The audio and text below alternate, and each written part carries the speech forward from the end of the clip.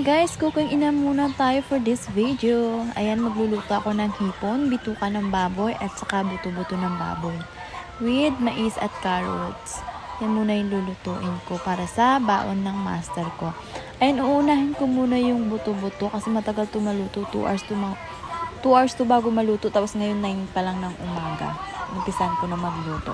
Inuna ko yung buto-buto, tapos nilagay ko yung mais. Dito ko siya niluto kasi mabilis lumambot yung buto-buto dito. Tapos, ayan, nilagay ko na rin yung carrots. Tapos, ilalagay ko rin dyan yung mga ricado. Isang salang na lang para hintayin ko na lang siyang maluto. Ayan, nilagay ko na yung luya, sibuyas, tsaka paminta. Tapos, maglalagay na rin ako ng mainit na tubig. Pinakaluan ko na to. Nilaga ko pala yung buto-buto kanina tapos hinugasan ko kasi alam niyo naman yung karne dito hindi fresh. Tapos ayan, hintayin na natin siyang kumulo ng 2 hours. Nilagyan ko na rin siya ng asin tsaka magic sarap.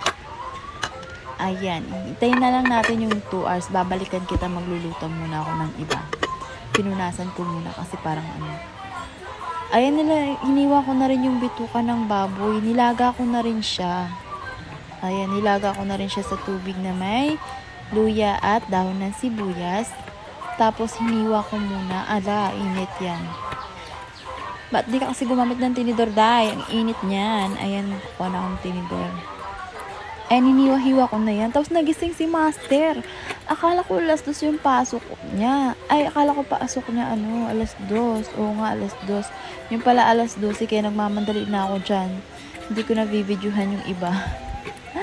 Mabilisang hiwa na lang yan mga madams. Ayan, nagmamadali na ako. Nagkapasok-pasok pa ako dyan.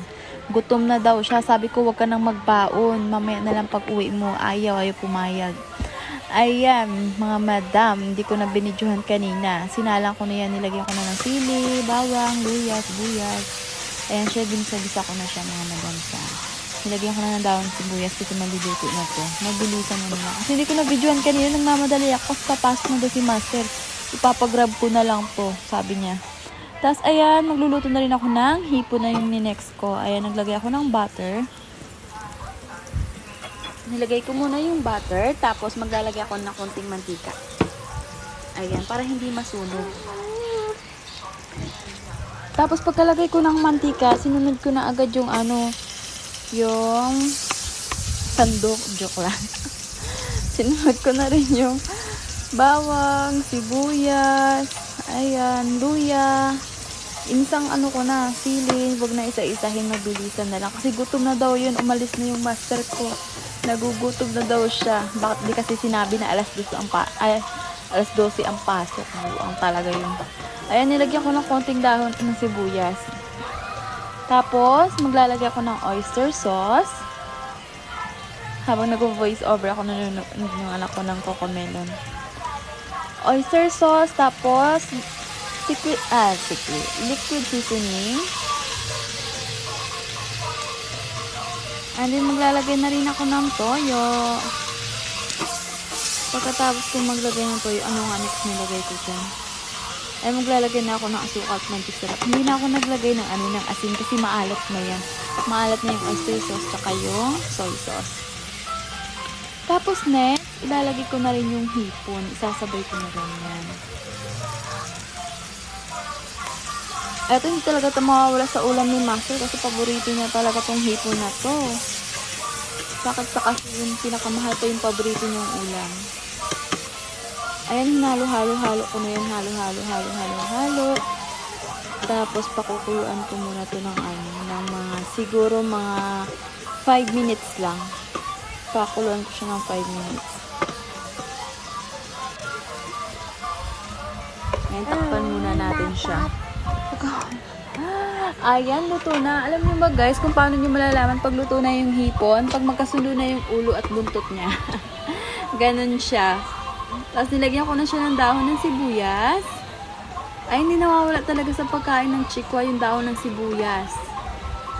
May nalagay pala akong cooking wine dyan kanina, hindi ko na pinakita. Ayan siya, luto na yung dalawang ulam. Hintayin na lang natin yung sabaw. Check natin yung sabaw kung luto na. Ayan, may isang oras pa lang to. Wala pang 2 oras, kaya hintayin muna natin siya maluto. Tapos habang hinihintay ko yung sabaw, ipapak na natin yung ibang ulam. Kasi nagmamadali na si Master kung ipadala ko na daw ba sa Grab. Ay, naku talaga naman.